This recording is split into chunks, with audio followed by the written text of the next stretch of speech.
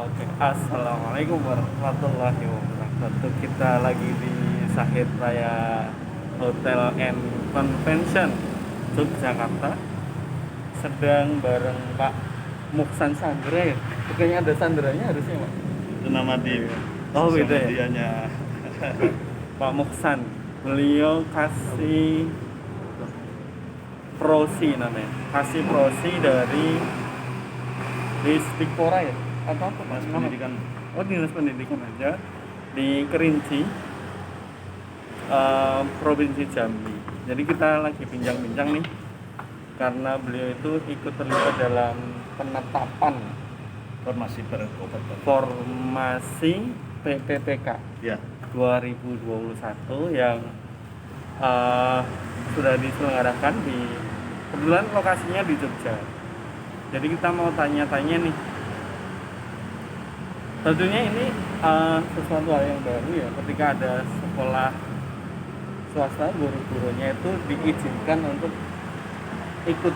Ya. Nah, yang tentunya ini jadi pemikiran yayasan-yayasan mungkin di swasta. Ya. Ketika kebetulan ini ada flashbacknya ya. Saya sama Pak Musen tuh dulu di 2000 berapa ya? 2016. 2016 itu kebetulan di Science Classroom Supervision Southeast Asia. Ya. Bareng-bareng di sana dan Pak Musan itu salah satu yang menyaksikan sendiri. Ternyata yang banyak terpilih di program tersebut adalah dari swasta. Ya. Mungkin Pak Musan lalu ada kayak framing ya. Oh berarti banyak nih dari swasta yang bagus gitu ya. Ya. Tuh kan. Nah kalau swastanya nanti yang pada keterima nasibnya swasta menurut Pak Muksan kayak apa? Saya kurang tahu apakah ini akan meningkatkan. Yang jelas swasta tentu mereka sudah siap dengan budget tenaganya. Namun demikian karena ini ada support dari pemerintah pusat di mana seleksi ini juga terbuka untuk mereka yang mengajar di sekolah swasta. Ini saya rasa akan lebih menggairahkan lagi sektor swasta ya, akan lebih meningkatkan lagi. Namun demikian tentu saja kawan-kawan yang honorer pada umumnya di sekolah-sekolah negeri akan merasa perjuangan mereka semakin berat. Tapi sebenarnya tidak perlu khawatir. Setahu saya dari paparan data yang kita miliki secara nasional itu formasinya cukup mengakomodir saya rasa. Karena kita linknya kan Dapodik, swasta kan linknya kan Dapodik juga. Nah dari inventarisir Kemdikbud, kebutuhan kita sekitar 1 juta lebih. 1 juta lebih. Ya. Dan semua formasi guru tahun 2021 dari K3K. Jadi tidak ada seleksi PNS. Ya. Okay. Nah, sementara ini perpal ijazah sedang berjalan itu baru diisi oleh 700 ribuan. Dari kebutuhan 1 jutaan baru yang perpal itu sekitar 700 ribuan. Masih ada sekitar, kalau kita bicara angka untuk formasi dan inputnya itu dari kawan-kawan yang honor baik itu di negeri maupun swasta, masih dibutuhkan lagi sekitar 600. Oh 600 ribu. 600 katanya. 600 ribu lagi yang terbuka untuk semua perpal ijazahnya. Dari perpal ijazah itulah diketahui dia ini memiliki linearitas kejurusan mata pelajaran apa. Nanti disesuaikan dengan formasi. Nah, kan yang terjadi sekarang, Dapodik itu tidak menjamin orang sesuai linearitas. Iya. Ya kan? Betul. Bisa saja di satu sekolah jurusannya matematika disuruh ngajar PPKN misalnya. Nah, di input Dapodiknya juga guru PPKN. Nah, dengan adanya perpal ijazah nanti teman-teman yang honor itu jelas dia ini kompeten di bidang apa. Nanti informasinya masuk kemana. Nah, jumlah inilah yang kami rasa tidak terlalu banyak apa ya, yang terdiskualifikasi asal dia memiliki persyaratan tersebut. S1 pendidikan, S1 pendidikan ya. Kalau non pendidikan berarti enggak. itulah perpal ijazahnya. Saya rasa seperti itu. Nah, Makanya mungkin Mas Kevin jangan khawatir lah, guru-gurunya bakal lolos. bukan ketika lolos semua nanti ditempatkan di negeri atau bisa ditarik di swasta. Itu saya rasa masih di tahap pembahasan ya, masih di tahap ini ya, perencanaan. Saya juga pasti mereka juga punya perencanaan sejauh itu. Kami memang tidak setajam itu pembahasannya, karena kami hadir di sini itu merupakan koordinasi formasi, membawa formasi kabupaten kota.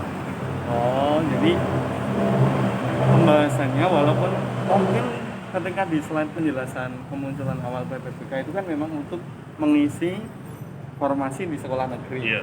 Tapi untuk hasil akhirnya kita itu bisa jadi itu tergantung kebijakan di wilayah Iya, masing-masing. bisa jadi. Kami juga di Kabupaten Kerinci beberapa sekolah swasta mendapat bantuan ketenagaan langsung. Oh, Saya juga karena pas itu bidang saya, kami juga memberikan mengirim guru-guru ke sekolah swasta sesuai kebutuhan. kebutuhannya. Jadi Karena memang swasta itu kan anak-anak bangsa sendiri juga yang dididikkan seperti itu. ibarat kata sebenarnya ketika beberapa guru DPK ataupun PPBK nanti ditempatkan di swasta itu wujud kehadiran negara Iya. untuk membantu atau ikut berpartisipasi juga Ya. dalam mensupport penyelenggaraan pendidikan di sekolah swasta gitu. Jadi buat yang mau daftar PPBK dari sekolah swasta, tentunya ini satu kesempatan yang bisa jadi nanti sebenarnya sampai hari ini itu belum final bakal fix ditempatkan di sekolah negeri ataupun di sekolah swasta. Jadi ya kita ikuti saja alurnya, Ya. jangan takut mencoba. Ya. Sebenarnya kemarin agak khawatir kalau guru-guru kami kebetulan kan yang saya rekrut kan mayoritas yang cum laude. Iya, iya. Kalau keterima semua saya bingung nanti kalau di sekolah negeri gitu loh. Itu sih Pak. Jadi kan ketika semuanya ya dan ya kebetulan sih memang kita yang daftar mayoritas yang kita rekrut itu guru-guru cum laude. Jadi memang mereka pintar dan linear ya. dan linear. Jadi waduh kalau ini nanti keterima PPBK semua bubar. Tapi jadi ini ada harapan ya ini. Tergantung Itu belum belum apa ya, final. Nah, kemudian kami juga tidak membahas secara teknis hal-hal seperti itu. Karena yang dibicarakan sekarang formasinya terbuka untuk negeri dan swasta. Formasinya terbuka untuk negeri dan swasta. Negeri dan swasta. Oh gitu ya? Iya. Walaupun di slide Pak Menteri itu kan untuk negeri ya. Iya. Tapi Tapi nyatanya untuk swasta juga boleh ikut. Gitu. Iya. Itu yang saya rasa perlu mereka akan membahas ini. Termasuk ya, saya kan menyuarakan sekali tenaga administrasi. Oh tenaga administrasi. Tenaga administrasi sekolah tidak tercakup dalam ketiga K ini. Nah, saya sampai menyuarakan seperti ini. Bagaimana rumah sakit semuanya dokter, ya kan? Ya. Guru kan itu profesionalnya ngajar. Ya. Administrasi, keuangan, kesiswaan itu. Kemudian juga sarana prasarana. Siapa yang ngurus? Iya. Terus guru mau bayar gaji apa semua, operator sekolah. Nanti dari semalam saya juga bicara dengan orang Kemenpar. Ini sudah diinventarisir. Ya memang itu tenaga administrasi tidak kalah pentingnya. Iya. Kalau kita bicara Permendikbud 24 tahun 2008, Pak. Oh iya betul. Itu Nomor 24. jelas terinci sekali ya. Ya. Di SMP itu butuh tenaga administrasi seperti apa? Di SD bagaimana? Ya mulai dari tenaga perpus, Ya. lab dan lain-lain itu kan Ya. diatur di Permendikbud nomor Ya. 24 itu. Di SD Dan juga. sampai hari ini belum ada ini apa? Belum diganti gitu. Tapi masih terus berlaku. Kemudian juga saya juga mempertanyakan kuota untuk guru agama. Oh iya. Nampaknya di dalam formasi yang kita ajukan itu belum mencakup guru agama, karena jawabannya Kemendikbud ini urusannya Kemenang. Kemenak. Saya menyampaikan semalam, ini harusnya tetap dalam wilayah Kemendikbud, karena ya guru-guru terutama yang di sekolah negeri itu semuanya pembinaannya apanya semua di Kemendikbud, di dinas pendidikan setempat. Hanya soal sertifikasi saja mereka yang ngacu ke Kemenak. Kemenak. Wah, udah panas nih. Waduh, udah ya. Sudah panas. Terima kasih sudah nyimak videonya. Assalamualaikum warahmatullahi wabarakatuh. Sukses selalu. Waalaikumsalam.